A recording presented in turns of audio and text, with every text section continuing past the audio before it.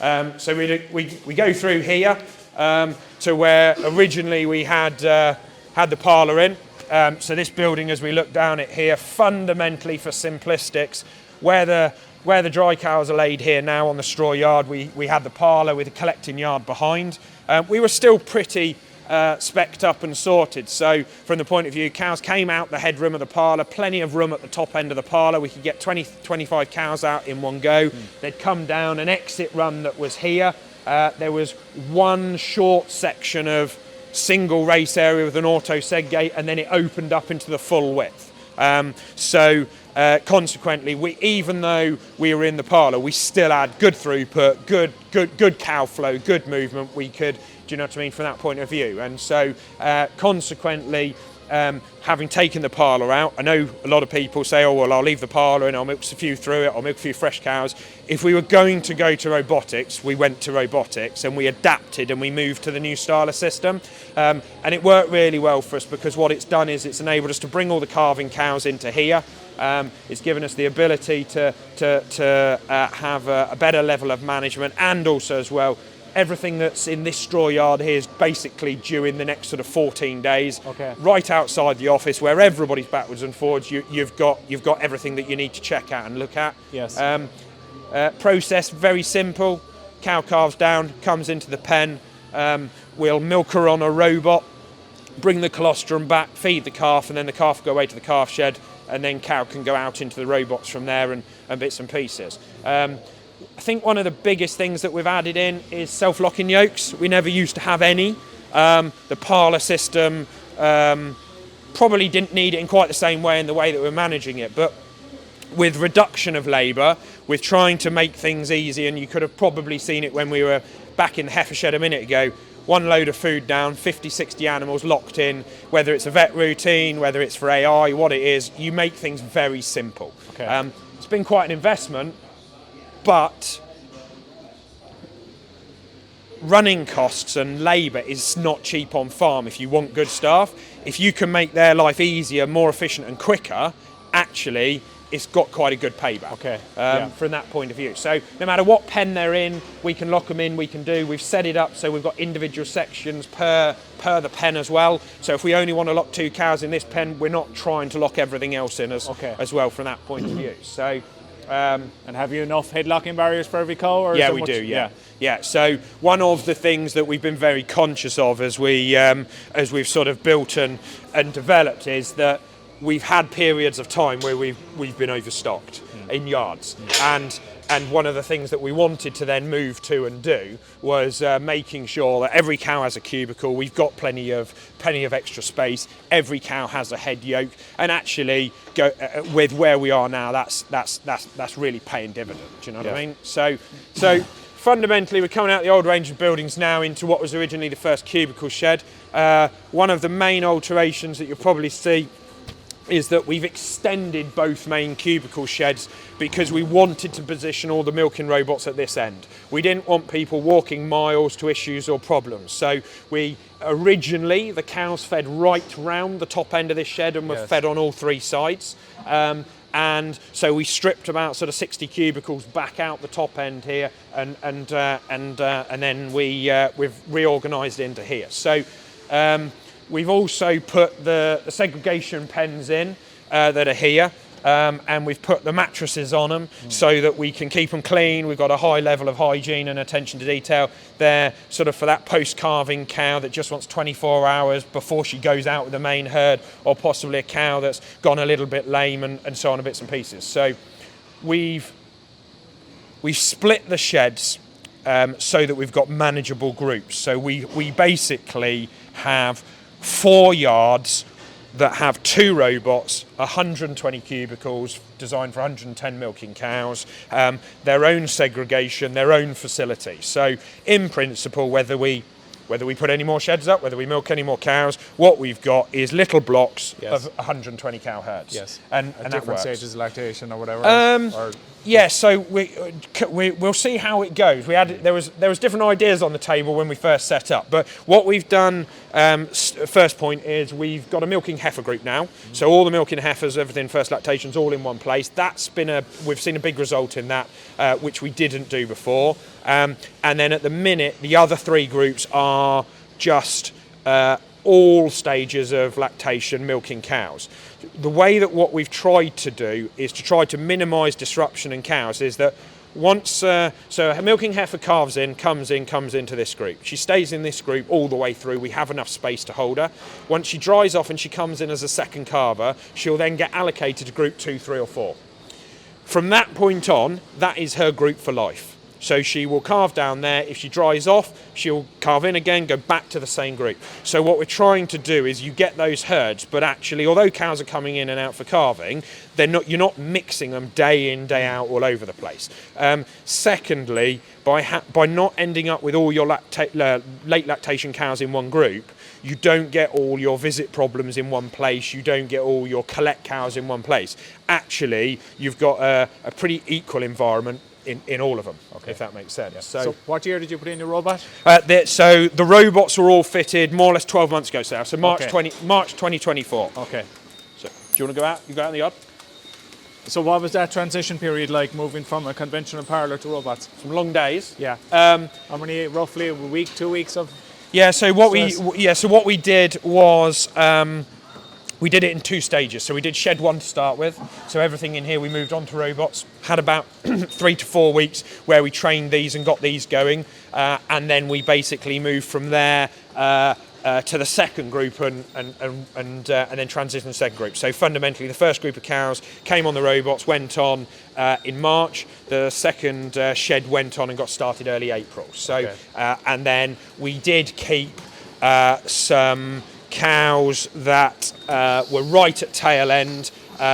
We kept the milking in the parlour to about the end of May, just a group of about 40, just to dry them off all in one go and get sorted, just so we weren't getting any issues with cows giving 18, 20 litres a day, trying to train them to robot. They're not really interested, they haven't got enough milk on, and go from there.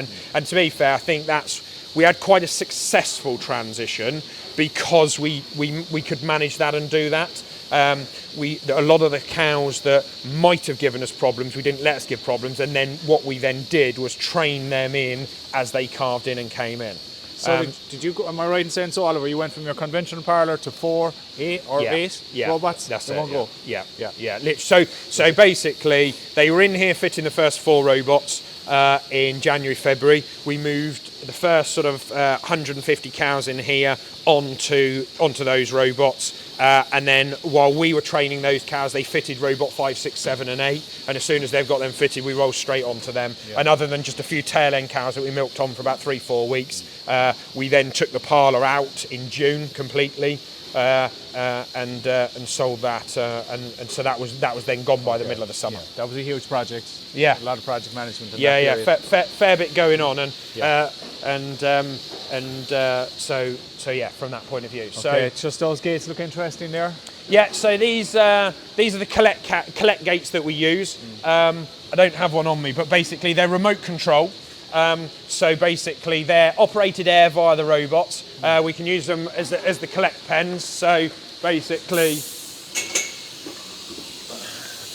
that's coming out.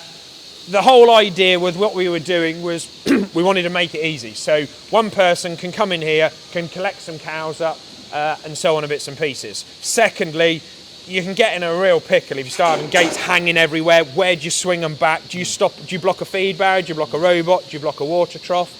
And so you've got the facility that you can come in, you can pen a cow up.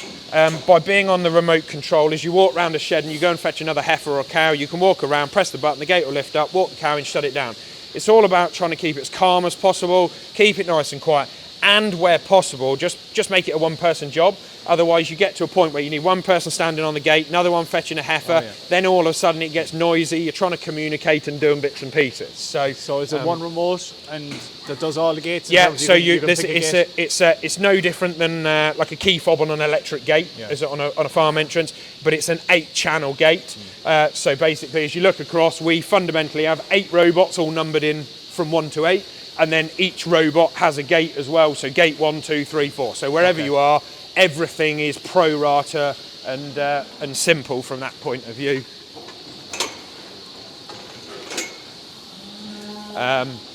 Good, nice idea.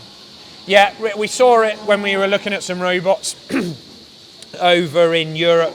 They're very popular in sort of in Netherlands and in Denmark. But those guys over there, that's what they're driving for: efficiency, low labour, bits and pieces, a lot of milk, and so on. So let's have a look at the robot. So you've a footbath in front of each? Yeah, we have.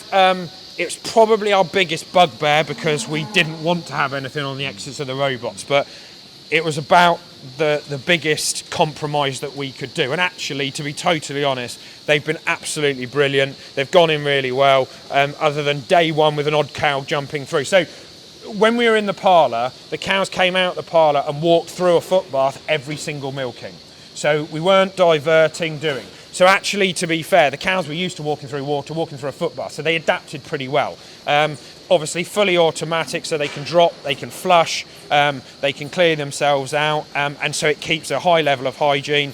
We slatted in front of the robots as well, so that you're not getting that natural build-up of manure and so on, bits and pieces. And we opted for a head-to-head version, as we've done. Firstly, it fitted quite nicely in the frame sort of layout of the building, but it also gave us the facility for the automatic segregation into the pen. So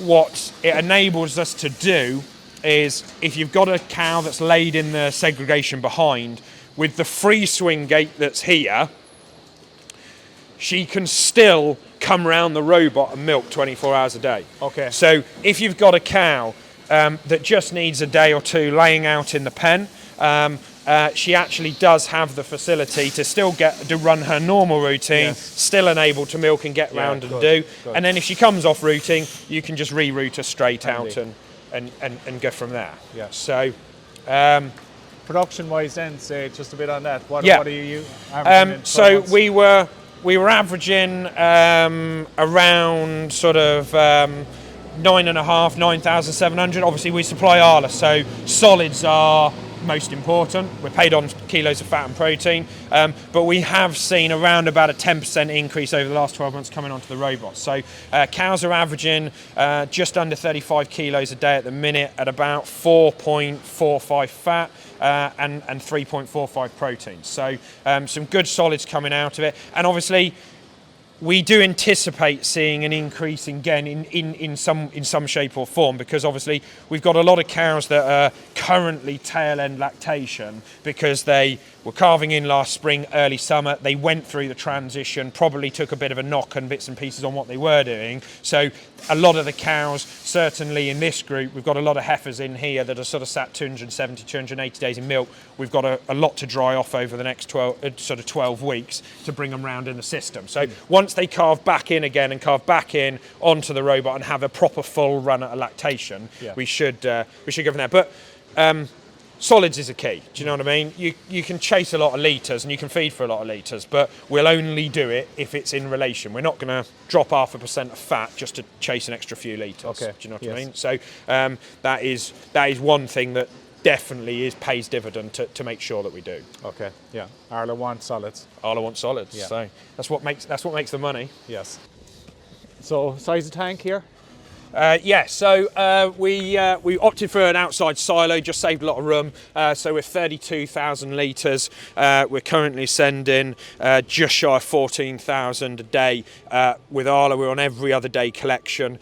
So we're just more or less hitting the bracket now we send a full Arctic load every other day. Okay. So and that's what works nicely with the size of the tank. It gives us the capacity and gives us the ability to make that work from an efficiency point of view and go from there. Yeah. Okay.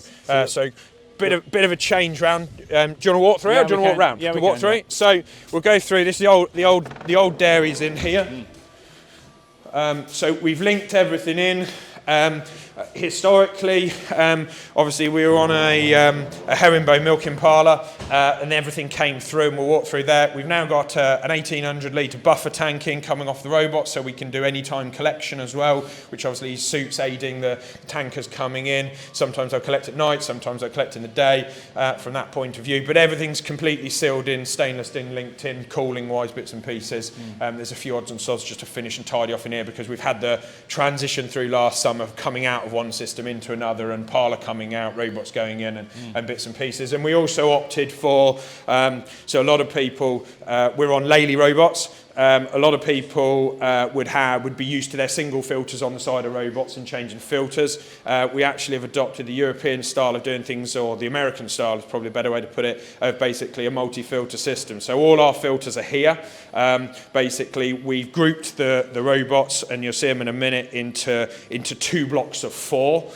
So we've got them in 2 separate buildings, and then the milk lines feed through, and then we can change all the filters in here. So might look a bit of a mess, but they basically hang the last filter up so we can see how clean the filter is coming out the shed, depending on who changes them, and bits and pieces. So and then all the time you've got one filter that's clean, that's ready to go, and you've got the other filter that's got milk going through it, and then fundamentally we can take a filter out, change that filter here, keep it really simple, and know what's going on, and control everything from here through to the robots. So it was built with everything that we've done going into the robots has been built with a view of labour saving. Yeah. We've come from 3 times a day milking, nearly 20 hours a day, onto robotics, and one of the biggest criteria was man hours. Yes. Work-life balance. Okay. From that point. And you've seen that benefit? Oh, massively, yeah. So when we were at our worst, first team of staff, we used to employ 9 or 10 Eastern Europeans and 3 or 4 English staff. Now we are 4 English staff and robots. Okay. Sort of COVID and Brexit was the catalyst of that, with a lot of staff numbers reducing, things getting harder. Hence the reason for doing what we've done. But it's probably still the best move and going in the direction. So first team of staff would have clocked on at 4 in the morning. And we were doing basically 6-hour shift on, 2 hours off.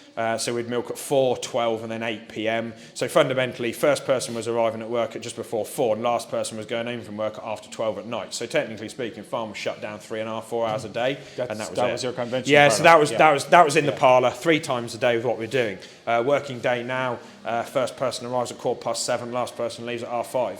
Okay. So quite a bit of difference. Yeah, it's a big difference. Really has been a real positive from the staff that we've had on farm. Bit of scepticism going into it, I think, which anybody has with robots. What am I going to do? How many phone calls am I going to get? I can assure you, from my point of view, I get no more phone calls in a day from a robot than I did from a staff member beforehand with just as many questions. So, okay. So really good, strong, positive move in that aspect. And hopefully one of our criteria, so myself and my wife are in our late 30s. We've got two daughters heading in their early teens. Work-life balance is important. And when we compare agriculture to any other industry, I think it's one of the failings that we have as an industry, that we expect a lot from people compared to other industries. And I think that's why we either struggle to attract people in.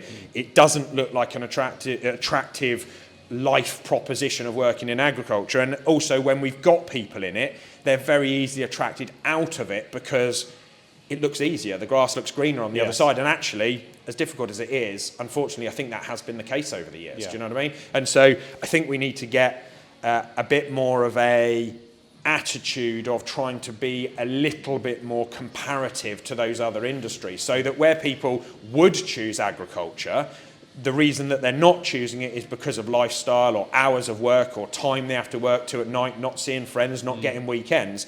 If we can actually create an environment in agriculture that gives that, I honestly believe we stand a far better chance of better retention, better quality of people. And the one thing that I think that we see is that we do get young people come into agriculture, but after 5, 6, 7 years, it's when they drift out.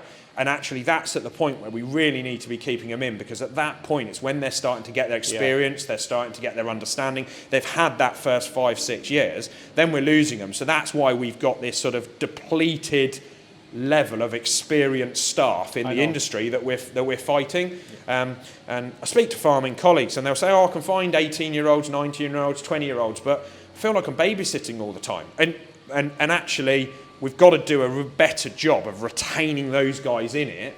But if we expect them to do 75 hours a week, get out of bed at -3 in the morning and stand in a parlour for 4 or 5 hours a day, which is what some people do, still expect them to be at 6:30, 7 at night, not get a social life, not earn enough in relation, we will continue to lose them. And and it's our job, it's not anybody else's, it's our job to help that process go forward, not be our own enemy. So that's a part of what we've done. We've already seen a positive effect in the last 12 months. We've seen our own staff happier. We've seen our own staff looking more refreshed, and we are in a recruitment process at the minute, looking for a couple of people because of just how the farm's expanded and doing. And we've had some really, really good responses, because of what people look at that we've got written in our adverts and what we're doing, and hopefully that's a positive thing for us in the future. Okay, so what kind of skill set are you looking for, or what? So to be fair, we just want good, all-rounded people that are interested. You can train anybody to do anything if they've got an interest. Yeah. If they're not interested, you're not going to train them to do it. So we've recently just taken on a new girl who's taken on the role of sort of herd manager, taking day-to-day control.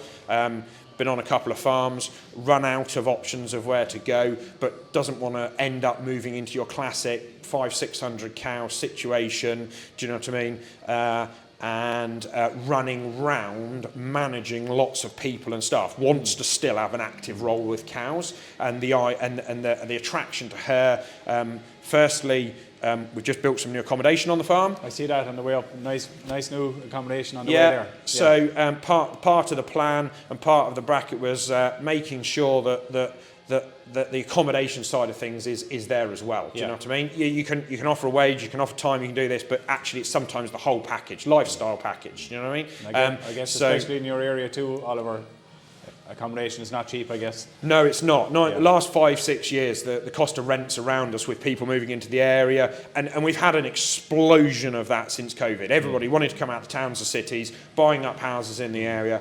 You can't buy a house around here now for under 400,000. Do you know what I mean? And that all of a sudden we've gone from renting houses £600-800 a month. The same houses today are £1,200-1,400 a month, and so it changed the dynamic. And so about 2 years ago, we looked at what options we had. We've been very lucky to get the ability to build 3 new cottages on the farm, set of terrace cottages on the farm, and we're very near completion of them. And that through the last tail end of last year, when we were running the recruitment process we were running, the difference that made having that on the advert probably and genuinely added 15-20 applicants to the job. Yeah. Do you know what I mean? And that's where it's at. Yeah, exactly.